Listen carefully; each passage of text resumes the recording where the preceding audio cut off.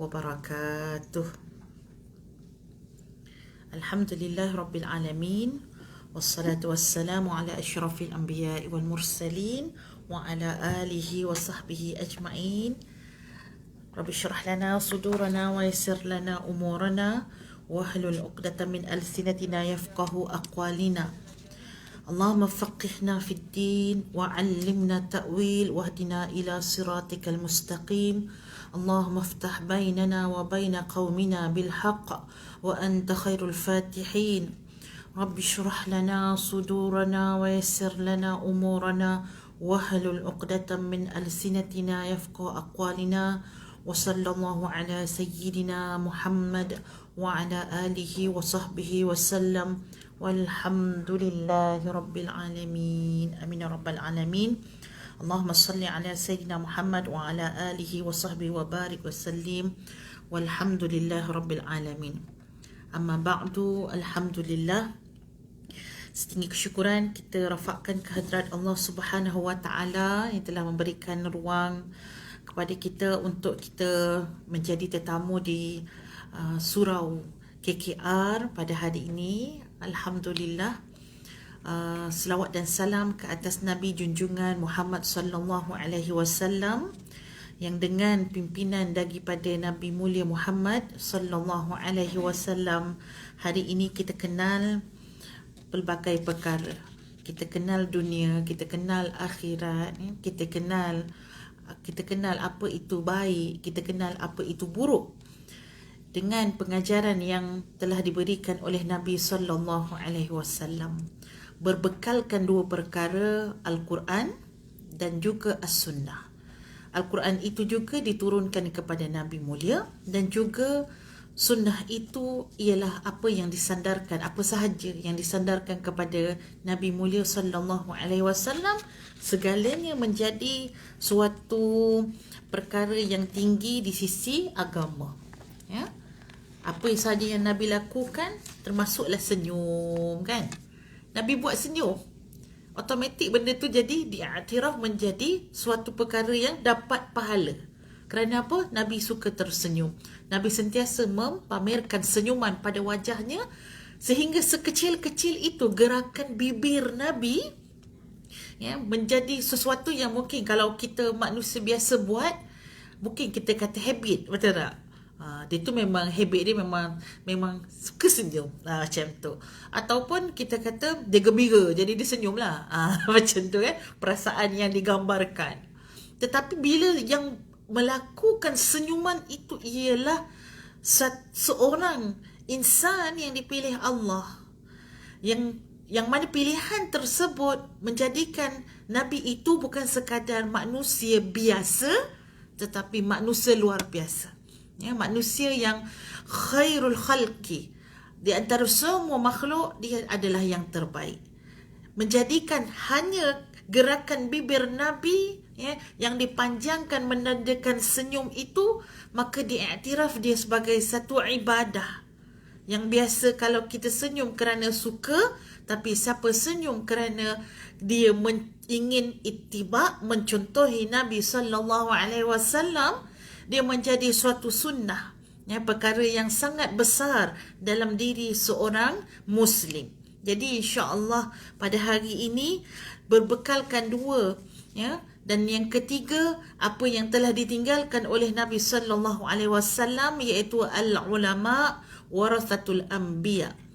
Macam mana nak faham Quran? Macam mana nak faham hadis? Kita baca Quran kan? Baca 30 juzuk, laju baca. Tanya faham tak? Terdiam sekejap lah kan. Nak kata bila kata nak faham tu, dia memerlukan usaha. Jadi siapa yang bagi faham kita tentang apa yang kita baca dalam Al-Quran? Hakikatnya ulama ajar kita.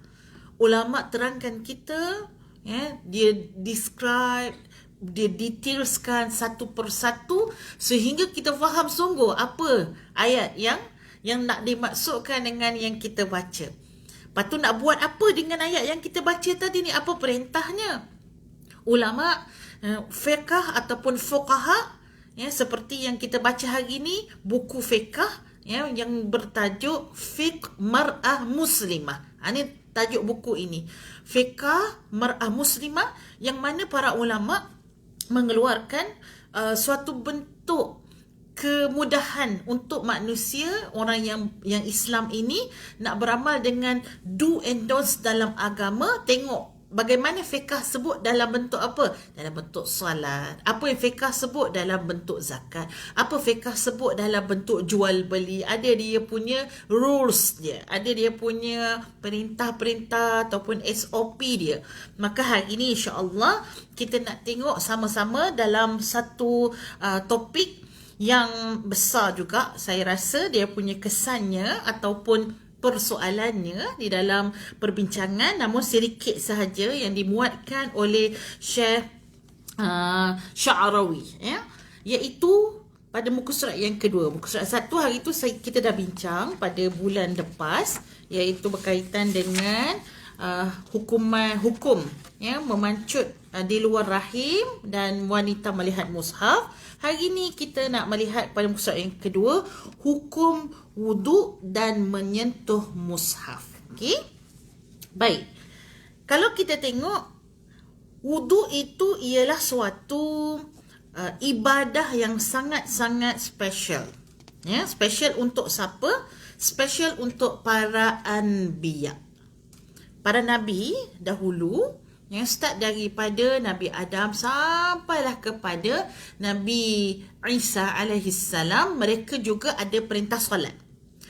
Jadi solatnya bagaimana? Dikatakan solat Nabi sebelum Nabi kita, solatnya mathna, solatnya 2 rakaat.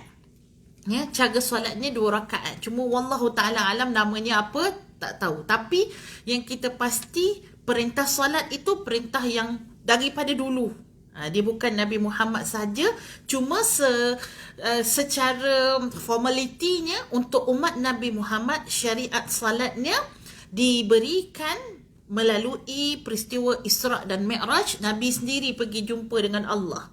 Nabi sendiri yang dijemput untuk naik ke langit, dan kemudian itulah bentuk salat umat Nabi Muhammad. Berapa rakaat? Ibu-ibu, sahabat-sahabat? Berapa rakaat? Tak ada pernah dengar. Ke baru nak kira? 2 plus 4. Laju dah. 17. So, bila rakaat adalah 17 yang wajib. Bila berapa fardunya? 5. 5 fardu pada setiap hari, setiap malam. Baik, itu secara formalitinya, bentuknya, syariatnya berbeza. Tetapi ada namanya, iaitu wuduk, iaitu amalan yang memang para anbiya yang terdahulu dia kena buat juga sebelum dia buat salat. Tapi umat mereka, contoh kita ambil umat Nabi Nuh alaihissalam, umat dia yang Muslim, kan ada yang ikut Nabi Nuh kan? 83 orang kan nak kena nyanyi lagu tu kan? Bahtera Nabi Nuh kan, lagu nasyid yang sangat-sangat sedap lah, 83 orang yang beriman dengan Nabi Nuh alaihissalam, mereka solat tak? Solat, tapi mereka tidak difardukan untuk wuduk. Panjanglah dia punya dia tu kan. Dia punya amalan wuduk tu special untuk Nabi Nuh sahaja. Ini nak kita tengok betapa lainnya, berbezanya, istimewanya umat Nabi Muhammad sallallahu alaihi wasallam. Bila sampai sahaja syariat salat, bentuk salat yang wajib didirikan oleh umat Nabi Muhammad, Allah Subhanahu wa taala sebut dalam surah An-Nisa ayat 43. Kita tengok sedikit surah An-Nisa ayat 43 yang berbunyi, Ya ayyuhalladzina amanu la taqrabus salata wa antum sukara hatta ta'lamu ma taquluna wala junuban illa abiri sabil hatta taghtasilu وإن كنتم مرضى أو على سفر أو جاء أحد منكم من الغائط أو لامستم النساء فلم تجدوا ماء فتيمموا صعيدا طيبا فامسحوا بوجوهكم وأيديكم إن الله كان عفوا غفورا وَإِنَّ اللَّهَ كَانَ عَفُوًّا غَفُورًا. Sadaqallahul Azim. Wahai orang-orang yang beriman, jangan kamu dekati salat dalam keadaan kamu sukara. Sukara ini maksudnya mabuk. Kalau pergi sukri, apa nama dia? Sukri apa? Yang suka-suki. Suka-sukri. Itu sukri lain kot. Itu maksudnya rasanya fondant. Fondant tu daripada sugar. Baik, yang ini sukara maksudnya orang yang mabuk. Sakrun, sukara. Jangan kamu salat. Sehingga apa? Kamu tahu, ta'lamu, kamu tahu apa yang kamu perkatakan. You know what you say. Barulah dikira kamu ini tidak mabuk, kamu sedar. Okey? Wala junuban, dan juga kamu jangan pergi balik kepada yang awal, iaitu perintah apa? Jangan kamu dekati salat. Ingat perintahnya apa? Jangan, larangan. It's not perintah tapi larangan. Larangannya apa? Jangan dekati salat. Yang pertama, dalam keadaan kamu mabuk. Yang kedua, dalam keadaan kamu berjunub. Junuban, kamu berjunub, tak boleh salat. Okay. Dan yang ketiga, illa abiris sabil, kecuali kamu dalam perjalanan sehingga kamu tagtasilu, kamu mandi wajib. Sebab orang yang junub dia kena mandi wajib. Baik. Wa in kuntum marda, kalau kamu berada dalam keadaan sakit ataupun dalam keadaan musafir ataupun kamu dalam keadaan baru lepas keluar tandas. Ada pula yang pergi tandas kan. Oh, saya lah tu kan. Baru lepas keluar tandas. Minal ghaid. Kamu lepas buang air besar. Ataupun kamu menyentuh isteri kamu. Jadi maksud menyentuh isteri kamu ni bukannya, ada dua pendapat. Yang pendapat pertama mengata menyentuh isteri tu memang kulit bertemu kulit lah. Maksudnya bila kulit bertemu kulit, masuk batal wuduk. Pendapat yang kedua kata bukan sahaja kulit bertemu kulit ni, tetapi maksudnya sampai melakukan persetubuhan. So ada dua pendapat lah di situ. Baik. Falam tajidu ma'a. Jadi, perkara-perkara yang sebelum ini yang menjadikan seseorang itu berada dalam keadaan hadas kecil dan hadas besar. Betul tak? Orang junub hadas apa? Besar. Orang buang air kecil ataupun buang air besar?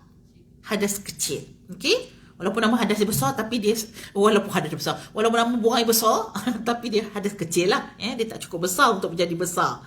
Baik. Jadi mereka ini bila mereka nak melakukan ibadah, mereka mesti mengangkat hadas tersebut.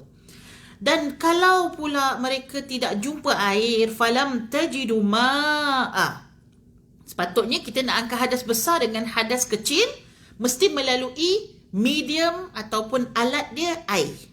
Hadas kecil nak angkat dengan wuduk. Dia nak jawab tapi macam okay, dia takut salah. Tak apa, dia okey. Hadas kecil dengan wuduk, dengan air pakai wuduk. Hadas besar dengan mandi wajib, air juga. Jadi keadaannya di sini falam tajidu ma'a, kamu tak jumpa air tersebut. Tak ada air, terpotong air ataupun kering air, kemarau dan sebagainya. Allah Subhanahu Wa Taala bagikan alternatif, iaitu what should you do kalau air tak ada? Fatayammamu, maka kamu kena tayammum. Dengan apa? Dengan menggunakan tanah ataupun debu yang bersih, tayyibah, iaitu yang bersih. Famsahu, ini adalah rukun dalam seseorang tu menunaikan tayammum. Dia kena menyapu biwujuhikum, muka dia kena sapu dengan debu. Wa aidikum, dan tangan dia sampai ke siku ni, ini nama tangan. Yang ini juga kena sapu dengan debu. Okey, itu cara untuk orang itu tayammum menggantikan kedua-dua hadas tadi. Hadas kecil pun kalau tak ada air, kamu kena tayamum. Hadas besar pun kamu kena tayamum juga. Dalam situasi apa? Tak ada air. Orang Selangor selalu tak ada air kan? Jadi sedialah dengan debu-debu untuk tayamum, maka dia boleh menggantikan cara mengangkat hadas, sama ada hadas kecil dan hadas besar. Okey? Baik. Maka dalam ayat ini, ibu-ibu yang saya kasihkan, Allah Subhanahu Wa Taala menunjukkan kepada kita seseorang yang berhadas bila dia nak buat satu ibadah yang memerlukan kesucian, dia tak boleh ibadah macam tu sahaja, tapi dia kena angkat dahulu, sama ada dengan wuduk ataupun dengan mandi wajib ataupun dengan tayamum. Syekh menunjukkan dalam ayat ini, pada ayat wuduk dan tayamum, tengok pada syarahnya di bawah itu, Syekh menerangkan pada ayat wuduk dan tayamum berkata fuqaha mazhab Hanafi. Ada perbezaan pendapat pada ayat ini. Maksud ayat ini adalah bersetubuh. Ini kerana sentuhan antara lelaki, typo kat situ, sentuhan lelaki dan wanita yang bukan ajnabi tidak melibatkan wuduk kerana tiada membawa maksud sentuhan. Maka mereka berkata sesungguhnya seorang lelaki kalau dia menyentuh tangan wanitanya wanitanya ataupun isterinya hatta menyentuh kemaluannya tidak membatalkan wuduk berdasarkan dalil daripada Sayyidatina Aisyah radhiyallahu taala anhuma bahawa Rasulullah sallallahu alaihi wasallam mencium isteri baginda sebelum pergi menunaikan salat dan tidak berwuduk. Maksud ayat di sini kata mazhab fuqaha mazhab Hanafi ialah yang dimaksudkannya ialah bersetubuh. So jadi kalau sekadar kita pegang tangan suami, mazhab Hanafi batal ke tak batal? Tak batal lah. Sebab dia kata maksud ayat lamastumun nisa au lamastumun nisa, maksud dia kata setubuh. Bukan pegang macam ni, tapi sampai ke setubuh. Itu mazhab Hanafi. Tapi mazhab Syafi'i yang kita amal ibu-ibu, kalau terpegang suami, memang bengkak lah kita kan. Abang ni saya ada wuduk tau. Jadi kalau kita nak beramal dengan mazhab Hanafi, tidak ada masalah. Tapi cantiknya kalau kita masih ada air kan. Rumah kita tak kena potong air. Bukan waktu musim banjir yang sampai kita duduk ramai-ramai kan dalam kemah. Kalau dalam macam tu nak pakai mazhab Hanafi boleh, tak ada masalah. Okey, tapi kalau kita ada ruang di sana untuk beramal dengan mazhab Hanafi, yang mana mazhab Syafi'i, yang mana dalam keadaan mazhab Syafi'i menafsirkan lamastumun nisa adalah dengan memang kulit dengan kulit. So dia dah membatalkan wuduk. Nampak ya? Boleh saya izinkan saya tulis sikit Okey. Perkataannya begini. Lamastumun nisa tu kataannya begini. Ini saya ambil. Nanti boleh tengoklah. Surah An-Nisa ayat berapa tadi? 43. So sahabat-sahabat di internet, Surah An-Nisa ayat 43. Boleh tengok perkataan ini. Dia ada alif kecil ni, sebenarnya kalau dalam bahasa Arab macam ni lah. Dan dia ada alif dia. Tapi kita ambil ejaan pada Al-Quran tu, resam Osmani, alif itu jadi alif kecil saja. Lamas tumun nisa. Okey. Nisa dulu. Apa maksud nisa, sahabat-sahabat? Wanita. Jadi bila sebut wanita ini, bukan wanita luar lah. Maksudnya isteri kamu lah. Tapi sama juga kalau kita pergi kedai tersentuh orang lelaki, maka batal lah juga wuduk kan. Tapi kebiasaannya kita nak menyebutkan wanita ni adalah isteri lah. Sebab kalau yang bukan isteri tu tak boleh suka-suka hati. Kita nak pergi menyentuh. Tapi isteri kita boleh kita boleh sentuh lah. Suami kita boleh berhak untuk menyentuh diri kita. Jadi ini wanita. Okay. Lamasa. Ambil dulu lamasa. Lamasa. Apa maksud lamasa?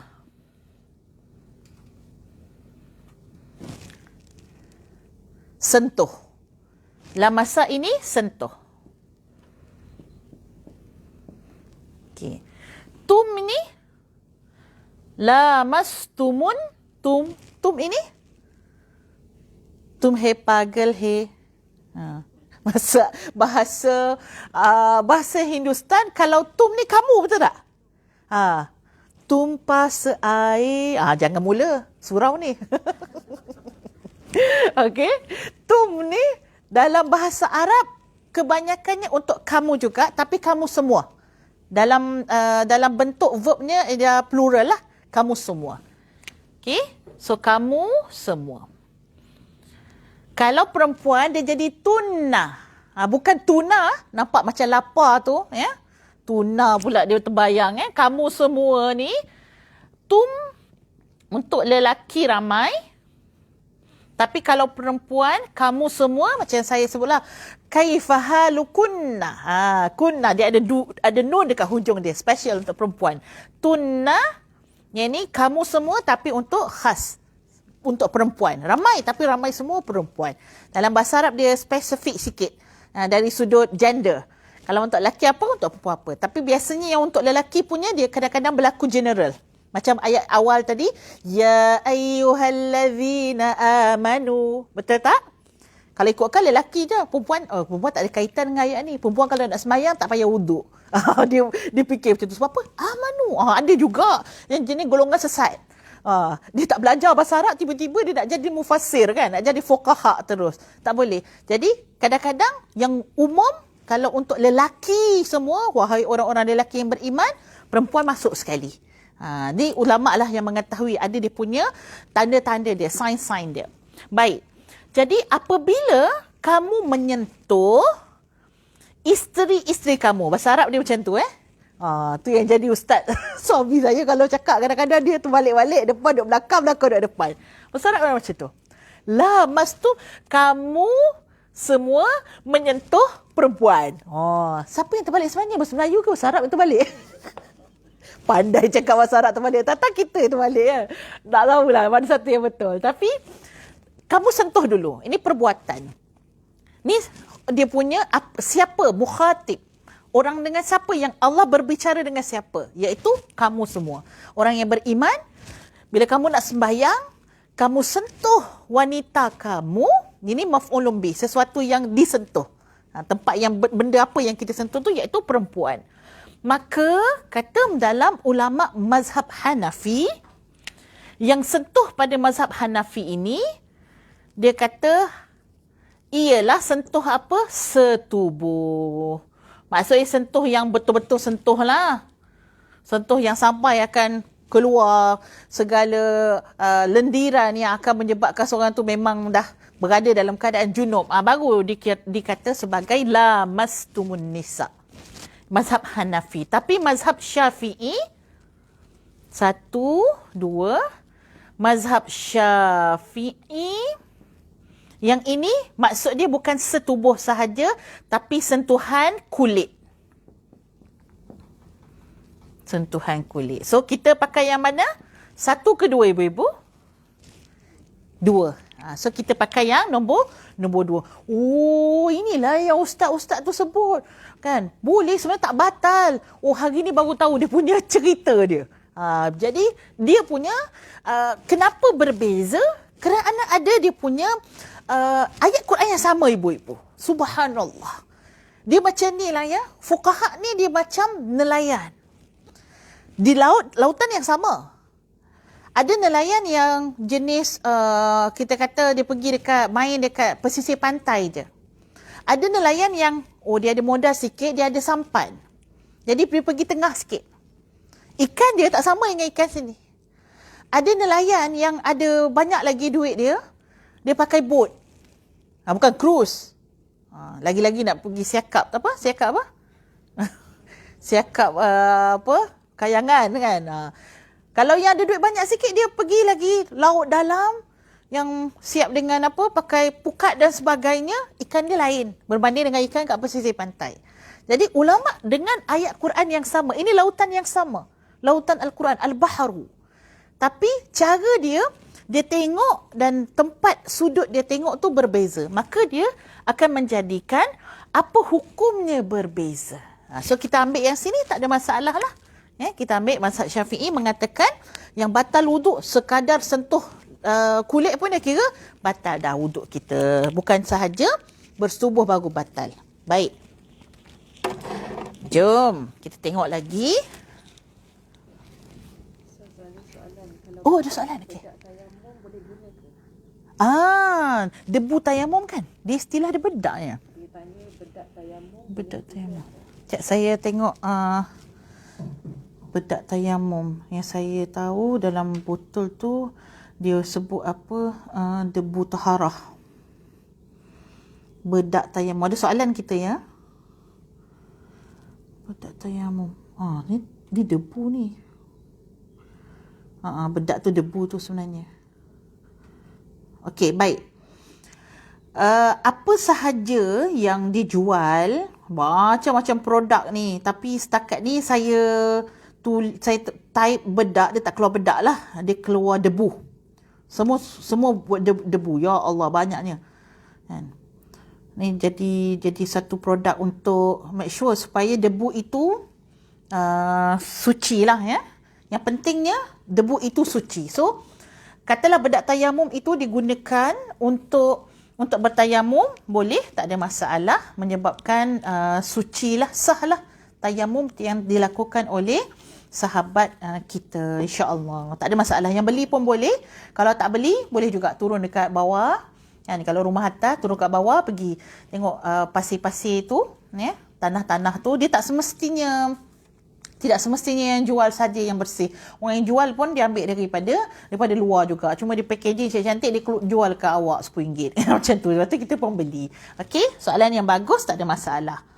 Baik. So, ada lagi ditambah dengan hadis tadi. Hadis yang mana Sayyidatina Aisyah meriwayatkan Nabi SAW mencium isterinya sebelum pergi solat, dan Nabi tak tajdid lah, tak renew balik wuduk Nabi. Itu yang tandanya dia kata Nabi SAW bila buat begitu, dia punya dalam mazhab Hanafi, sentuh kulit dan sentuh kulit dia tidak batal. Fuqaha Maliki pula, kita tengok sedikit fuqaha Maliki, sekiranya menyentuh isteri dengan perasaan syahwat, maka akan terbatal wuduk. Sekiranya tidak bersyahwat, tidak batal wudu. Inilah perkataan Imam Ahmad bin Hanbal. So, di dalam mazhab yang ketiga, mazhab Maliki dan mazhab Hanbali, dia duduk tengah-tengah. Maksudnya, kamu boleh sentuh, tapi dengan syarat tidak syahwat. Barulah kamu tak batal. Tapi kalau kamu sentuh dengan syahwat, tu kamu pergi ambil balik wudu.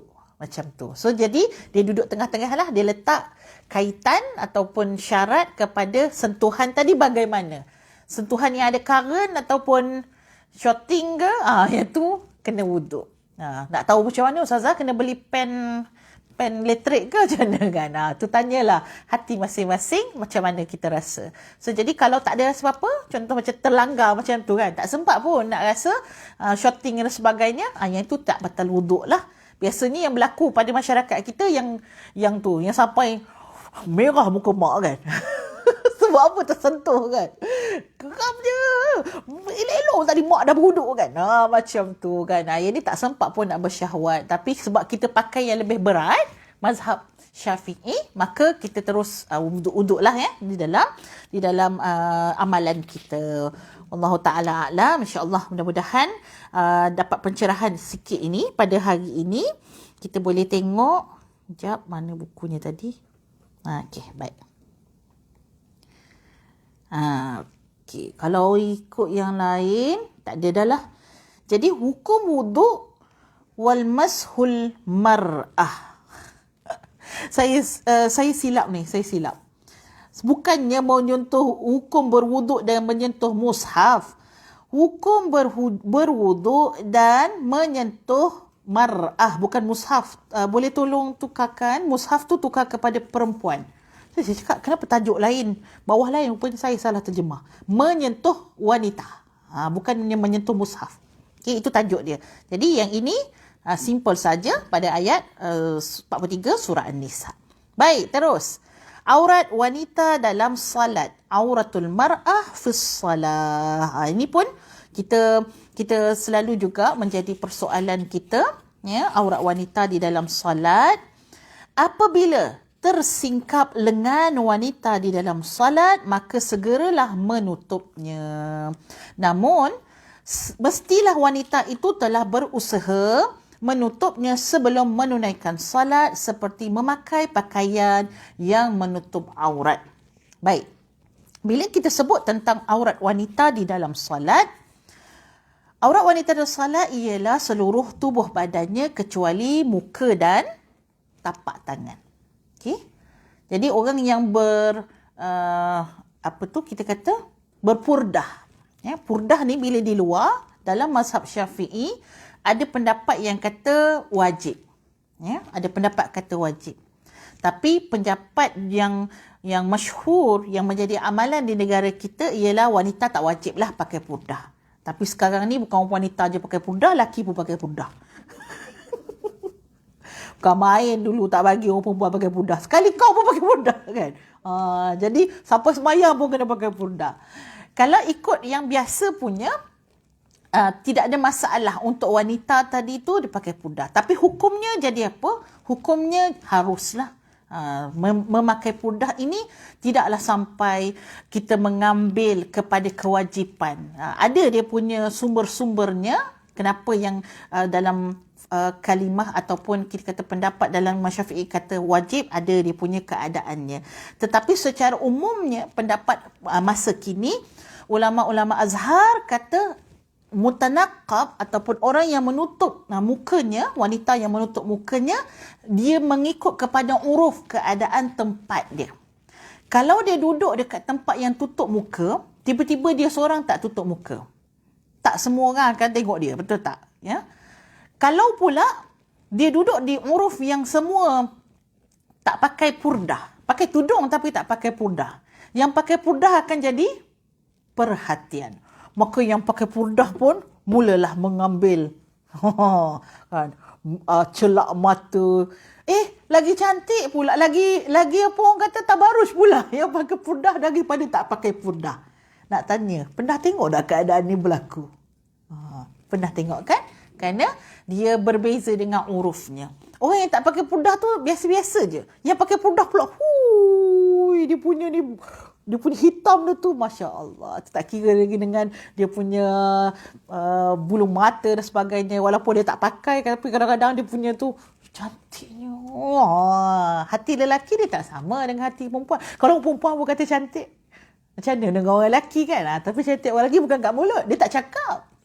Dia duduk dalam hati. Firit macam tu kan. Dia terus duduk dalam hati. Jadi kitalah yang menanggung kesan-kesan daripada tabarruj tadi. Maka ulama Al-Azhar kata dia mengikut uruf. Maka tengok ataupun sekiranya berlaku fitnah, dia ni memang cantik sangat. Ada orang perempuan yang memang cantik sangat. Cantik sangat. Memang lelaki kalau nampak perempuan ni memang langgar tiang lah. Kan? Apa fire extinguish tu kan, itu yang dilanggarnya. Sebab apa? Cantik sangat perempuan tu. Sampai ada yang tertinggal bas. Kalau kami kat Mesir lah kan, budak perempuan terus sampai tinggal bas, orang tak nampak bas kan, nampak perempuan tadi. Cantik sangat. Jadi kalau yang membuka fitnah begini, jadi orang lelaki pun tak tenteram dengan kecantikan perempuan tadi, maka perempuan tu disunatkan untuk dia untuk pakai purdah lah, untuk dia menutup muka dia. Baik. Jadi kita tengok apa yang Syekh kata di sini. Kalau dia punya lengan, pastilah lengan ini adalah suatu yang bukan khilaf lagi, memang yang kena tutup. Dalam salat dia lengan dia terbuka, ternampak lengan dia. Maka apa yang dia perlu lakukan? Dia boleh teruskan salat dia dan segera menutup lengan dia. Ataupun kita mengambil kebiasaan orang Melayu dulu kain kita dia tak ada getah, betul tak? Dulu kain kita dia ikat. Ikat. Bila ikat tu, ikat pula tak berapa kemas kan. Tengah sembahyang jatuh tu. Dah dalam tu memang free and easy. Jadi Allah dah nampak habis semua ni. Kita pun terus batal solat. Sebenarnya kita boleh turun ambil dan kita boleh sambung solat kita. Sebab apa? Dia ketidaksengajaan. Sebab tu Syekh kata, kalau cantiknya, dia usaha untuk tutup daripada awal. So dia make sure lah, dia dah tahu kain dia ni mungkin pendek kan. Mungkin akan ternampak kaki. Sebab kaki kita masuk tak aurat? Dalam solat masuk. Di luar solat? Alamak. Sebab ramai tak pakai stokin. Dia termasuk dua-dua sekali. Dalam solat dan luar solat. InsyaAllah. Kita memang susah sahabat-sahabat. Kita nak ubah diri kita dah biasa. Kita dah biasa. Sesuatu yang kita jarang buat. Memang rasa rimas lah. Dan kita rasa macam senangnya tak payah pakai stokin, tak payah pakai sarung lengan. Tapi bila kita cuba untuk biasakan dahulu. Bila sampai satu tahap biasa, bila kita tak pakai tu baru kita rasa macam macam tak pakai baju pula. Begitu. Jadi macam hari ni lah kita keluar mesti kita nak pakai mask. Sebab apa? Kita terbayang RM1,000 kita terbang kan? Bukan ganda fikir sangat pasal keselamatan kan? Tak, takut denda kan? Kena denda. Jadi kita biasakan. Bila kita dah biasa, insya-Allah dia akan jadi ringan lah. Allah bisa tegal biasa, begitulah yang bagi tahu oleh orang-orang tua. Bila kita dah biasa buat perkara tersebut, insya-Allah lama-lama kita tak rasa berat lagi. Baik. Katalah kalau kain kita tu memang pendek. Alhamdulillah sekarang ni mungkin ada yang memang banyak jenama dah kainnya panjang. Kalau zaman dahulu kainnya pendek. Jadi kita rasa macam nampak ke tak waktu kita sujud terutamanya. Jadi kita siap-siaplah pakai stokin. Maksudnya kita prepare, kita usaha. Usaha sebelum kita masuk dekat dalam solat itu, ini lebih cantik. Baik. Kami melihat sebahagian daripada wanita salihah yang telah mengkhususkan pakaian tertentu sewaktu solat sehingga boleh menjadi wanita tadi solat dengan khusyuk dan tenang dengan menutup auratnya seperti perintah Allah. Yang ni pendapat saya yang saya tengok, mungkin Syekh sendiri melihat kepada beberapa adat negara yang ada pakaian khusus untuk solat. Macam kita lah. Kita ada telekung. Kita ada, apa kalau orang Indonesia dipanggil? Mukena. Sebab bibi selalu cakap mukena. Saya macam tak boleh. Mukena sebenarnya daripada perkataan apa bahasa Arab kan? Mukena. Kalau di Vietnam, saya rasa semua bahagian Nusantara ni semua telekung, betul tak? Dia ada pakaian khas untuk salat walaupun dia berbeza, kadang-kadang pattern dia berbeza, dia ada khas. Kata Syekh apa? Syekh kata ini ialah suatu wanita salihah yang dia nak ngadap Allah, dia pakai satu pakaian khas yang mana bukan khas untuk diri dia saja, memang khas dalam masyarakat negara dia. Dia kata ini suatu yang cantik. Sebab sahabat-sahabat, kadang-kadang sahabat-sahabat kalau pergi luar negara, tengok contohlah pergi umrah. Tapi pergi umrah biasanya orang pakai lah kan. Kalau pergi ke Mesir ataupun pergi ke mana? Jordan. Dia orang ada pakai telekung tak kalau sembahyang kat masjid? Tak ada. Dia pakai apa yang dia pakai. Dan kadang-kadang yang dipakai tu tak berapa nak comel sangat. Yang ketat. Bila telekung kita, alhamdulillah memang dah besar. Dan yang lagi satunya memang kalau kita dah khaskan untuk solat, benda tu kita tak bawa lah ke tempat-tempat yang kotor. Ini tempat kita berjalan tu, itu jugalah kita berjalan, dan itu juga kita solat. Dan sebahagian dari wanita-wanita yang sangat-sangat menjaga solatnya, hatta pakaian dalam dia. Yang dalam ni, dia ada baju khas untuk solat. Yang luar tu memang dah satu dah. Telekung dengan muknah tu. Lagi satu apa kita panggil macam apa tu nama dia? Baju apa tu? Yang baju kelawar yang memang dia buat khas untuk solat. Pernah jumpa tak orang-orang macam ni, ibu-ibu? Biasanya orang tua-tua. Dia ada khas pakaian untuk solat. Kata Syekh apa? ini adalah sangat cantik. Kenapa dia bersedia untuk menunaikan solat. Hatta saya pernah tengok ada seorang makcik ni, memang dia pergi kerja, dia akan bawa satu jubah tu memang jubah untuk solat. So dia akan buka habis. Nak solat ni macam kita ni pergi kerja ni, dia akan ambil yang dalam, yang telekung tak payah cerita lagi. Tapi lama-lama saya tengok rupanya makcik ni ada masalah yang OTD OCD. Dia habis lencon baju dia semua. Padahal baju, nanti dia akan duduk dekat depan nama dia depan dia untuk keringkan baju dia. Rupanya dia ada masalah OCD. Tapi kita tak naklah sampai kita rasa macam berat sangat, akhirnya solat tu jadi berat pula kan. Maksudnya yang sederhana, kita dalam keadaan boleh berusaha nak jaga kecantikan, kebersihan wuduk kita dan juga solat kita. Pakaian kita yang boleh menutup aurat itu lebih cantik. Baik, kalau ada soalan sahabat-sahabat di page saya Ustazah Nur Hidayah dan juga di page surau. Page surau KKR, boleh berikan saja, insya-Allah saya cuba untuk tengokkan jawapan kalau ada soalan. Kami melihat sehingga tidak sibuk dalam solat untuk memastikan auratnya boleh sentiasa tertutup. Tak payah nak tarik-tarik lagi lah.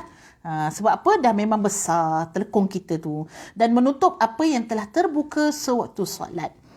Maka tidak sibuk dengan perkara lain semasa berhadapan dengan Allah. Ini saya cakap betul lah. Kalau macam kita semayang tu pakai tudung biasa, kadang-kadang tudung tu nak terjatuh, betul tak? Tapi kalau kita pakai telekung, settle dah masalah tu. Sebab apa? Keadaan tudung kita kadang-kadang dia tak melekat kan. Tapi kalau telekung, sebab dia besar bawah dia tu, jadi dah terikat dah dekat kaki kita, so dia takkan ke depan. Syarat pada pakaian sewaktu solat, tidak boleh dilihat sifat auratnya. Okey, boleh betulkan, tidak boleh dilihat sifat auratnya. Yang kedua, tidak nipis, yakni bermakna tidak sempit sehingga boleh dilihat bentuknya. Okay. So 3 lah. Tak boleh tengok sifat aurat dia. Dekat sini dia punya buah dada dia besarnya, kapsi berapa, semua boleh ni sifat. Nipis, maksud nipis tidak boleh dilihat warna kulitnya. Dan tidak sempit tu maksudnya dia tidak membalut. Kalau membalut dengan menutup lain. Membalut ni betul-betul ikut badan sehingga boleh dilihat bentuknya. Tidak juga nipis sehingga boleh dilihat apa yang ada di bawah kulit, dan hendaklah menutup seluruh tubuh badannya. Okey. So sebagai orang Islam, kita nak menunaikan salat untuk wanita, hendaklah kita tutup semua sekali seluruh tubuh badan kita kecuali muka dan tapak tangan. Baik, seterusnya saya nak sentuh sedikit hukum azan nisa. Hukum melaungkan azan bagi perempuan. Syarat seorang muazzin, iaitu orang yang melaungkan azan, kita panggil Bilal lah. Istilah iaitu daripada nama pelopor azan itu sendiri, Sayyidina Bilal, mestilah daripada lelaki.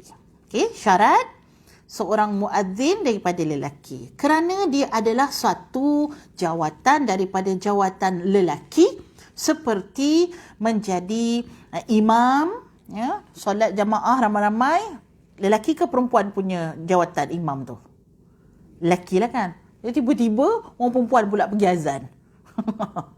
Azan sendiri tak apa, ni azan maksudnya azan yang dikumandangkan untuk menandakan sudah masuk waktu solat. Qadi pun sama, tanggungjawab ataupun satu jawatan untuk lelaki. Kata Nabi sallallahu alaihi wasallam, ya ummul qaumu qara'uhum li kitabillah fa in kanu fi qira'atin sawa fa a'lamahum bis sunnah fa in kanu fi sunnati sawa fa uqaddimuhum hijrah فإن كانوا في هجرة سواء فأقدمهم سنا ولا يؤمن الرجل رجلا في سلطانه ولا يؤقد في بيته على تكريمته إلا بإذنه.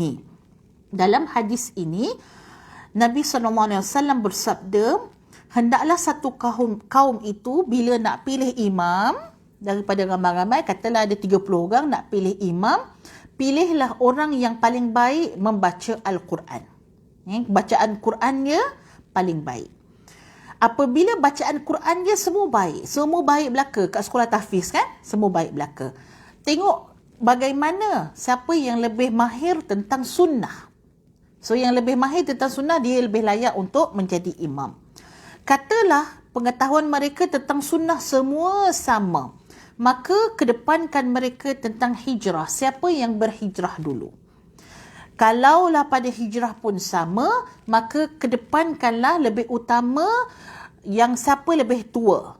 Ya, dari sudut umur yang lebih tua. Dan tidak boleh diimamkan seorang lelaki ke atas seorang lelaki, wala ya'qadu fi baitihi ala takrimati illa biiznihi. Kalau ada tetamu ataupun kerana sultan, dia ni adalah pemimpin.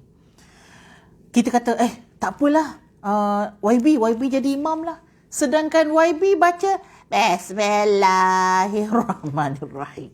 Bismillah, bukan Bismillah. Jadi YB tak boleh jadi imam. Jangan. Wala yu'man. Jangan kedepankan seorang imam itu kerana sultan. Kerana dia punya jawatan dia. Tapi kalau bacaan dia semua baik, apa salahnya? Betul tak? Boleh je. Dia punya pengetahuan agama pun lebih baik, dipersilakan. Juga tetamu. Tetamu pun sama. Jadi, siapa yang sepatutnya jadi imam? Tetamu ke tetamu pula? Yelah, tetamu ke orang rumah? Tuan rumah sepatutnya kena jadi imam. Jangan suruh tetamu jadi imam. Tuan rumah jadi imam. Ini antara adab-adab bertamu di rumah kita. Jadi tuan rumah. Tapi katalah kalau nak kedepankan tetamu, boleh dalam keadaan tetamu itu diizinkan oleh tuan rumah. Illa biiznihi. Kalau tuan rumah izinkan baru boleh. Wa adhanul mar'ah. Dan azan yang dikumandangkan oleh seorang wanita untuk ramai lah kan, tidak harus ghairu jaiz. Li'annaha. Kenapa? Dia akan mengangkat suaranya. Wartakabat ma'siyah wa in khafadathu faqad tarakat sunnat jahri. Kalaulah dia akan azankan Allahu Akbar, Allahu Akbar. Orang lelaki dengar, alamak, sedapnya, semua datang. Datang sebab apa? Datang bukan sebab nak solat. Nak tengok, bini siapalah kan? Bini siapalah yang azan tu kan? Maka akan menyebabkan maksiyah di dalam hati orang lelaki. Maka kalau dia rendahkan pula suara dia, azan sedap-sedap, azan perlahan, hilanglah pula istilah pemberitahuan tadi. Betul tak? I'lan. Kan pemberitahuan dah masuk waktu solat itu melalui syariah azan. Kalau kita tengok orang India, cara dia nak bagi tahu yang dia kena semayang, bunyi loceng kan? Teng teng teng teng teng teng. Saya tahulah sebab dulu jiran Cina pula. Dulu jiran India. Dah masuk waktu lah tu. Dia bunyi. Kalau Nasrani pun sama. Kan dia ada bunyi kan? Tengok cerita Hindustan kan? Ting ting. Masuk waktu. Kalau Islam, maka sahabat-sahabat pun memberikan cadangan. Akhirnya Allah memberikan suatu kejelasan Islam syariatnya dengan azan untuk memberitahu masuk waktu. Maka idzan an-nisa lam yakun fi salaf walau adhinat ajza'u adhanuha wartakabat ma'siyah wa in adhinat lin-nisa'u jaza walakinahu ghair mustahab. Dan apabila azan wanita itu lam yakun fi salaf, tidak ada ulama salafun salih yang melantik wanita untuk menjadi muadzinah, untuk jadi Bilal. Kalaulah dia bersama dengan wanita sama wanita, harus. Maksudnya dalam kampung tu tak ada langsung orang lelaki. Kampung, kita bayangkan kampung ni. Contoh kampung apa? Kampung Segambut Dalam. Ni tempat Kak Umi, tak tahu Kak Umi tonton kita ke tak kan. Dekat kampung Segambut Dalam tak ada lelaki langsung, semua perempuan. Maka wanita bangun ke depan untuk dia laungkan azan. Boleh tak? Hukumnya boleh. Tetapi tak sunat. Ghairu mustahab. Dia tak sama macam orang lelaki. Kalau orang lelaki, pahala orang yang laungkan azan ni subhanallah, dia dapat pahala yang subhanallah sangat besar di sisi Allah Subhanahu wa taala. Baik, sekadar itu dahulu. Kita nak masuk lagi dalam bulan hadapan, insya-Allah kita jumpa untuk masuk fiqh mar'ah muslimah fil hijab. Fiqh wanita muslimah pada tudung. Tudung ke apa? Sebab kalau kita faham hijab tu tudung sebenarnya. Tapi dalam bahasa Arab sebenarnya hijab itu apa yang tutup daripada rambut sampai kaki. Tudung apa dalam bahasa Arab? Pernah dengar tak? Tudung dalam bahasa Arab. Jilbab. Dia terbalik, bukan terbalik, tak terbalik pula. Tapi kita, sebab tu orang Malaysia kadang-kadang dia dah berhijab, atas berhijab tapi bawah tak tutup. Sebab dia faham hijab tu adalah yang belatas. Ni jilbab ni sebenarnya. Ataupun apa lagi satu Anis yang akak pakai yang besar tu? Dia panggil apa? Yang besar tu, yang Indonesia punya tu, betul akak tarik ke tepi tu. Khimar. Khimar. Khimar pun tudung juga. So yang tutup daripada dada sampai ke atas ni adalah khimar ataupun jilbab. Hijab daripada atas bawah. Nak tahu lagi? Sama dengan kita insya-Allah bulan hadapan. Tu teaser lah baru lah. Bagi teaser sikit untuk bulan hadapan. InsyaAllah, terima kasih banyak-banyak. Kita jumpa lagi. Sahabat-sahabat, kalau siapa yang nak, tapi dah rasa kan? Yang dah rasa tu boleh dapatkan madu marai. Kita bagi diskaun hari ni RM5, tinggal RM40 saja. Siapa yang nak minum-minum tu kan, pakai cawan DRR, kita jual RM10 sahaja. Bolehlah minum kan. Tengok-tengok gambar tu, ingat saya. Jangan tengok suami saya. Wallahu ta'ala alam. Jumpa lagi. Assalamualaikum warahmatullahi wabarakatuh.